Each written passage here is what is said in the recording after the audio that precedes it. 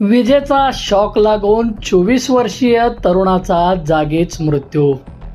सोलापूर शहरात एक धक्कादायक घटना समोर आली आहे.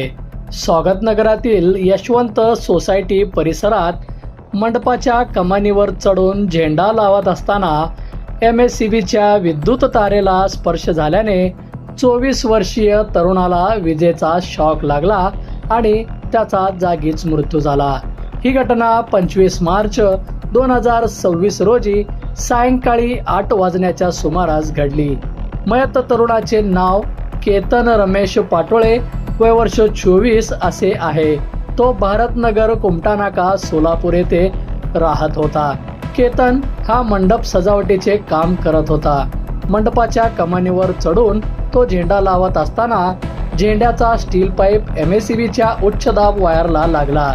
यामुळे त्याला जोरदार विजेचा शॉक बसला आणि तो कमानीवरून खाली पडला. तात्काळ त्याला सोलापुरातील शासकीय रुग्णालय अर्थात सिव्हिल हॉस्पिटल या ठिकाणी दाखल करण्यात आले.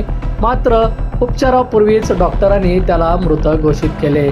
घटनेची माहिती समजतात मयत केतनचे नातेवाईक व मित्र सिव्हिल हॉस्पिटल परिसरात जमले. त्यांनी हंबरडा फोडला आणि एकच गोंधळ उडाला.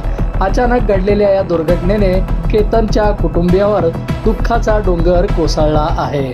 या घटनेने संपूर्ण स्वागतनगर परिसरात खळबळ उडाली आहे. संबंधित घटनेचा तपास पोलीस करत आहेत.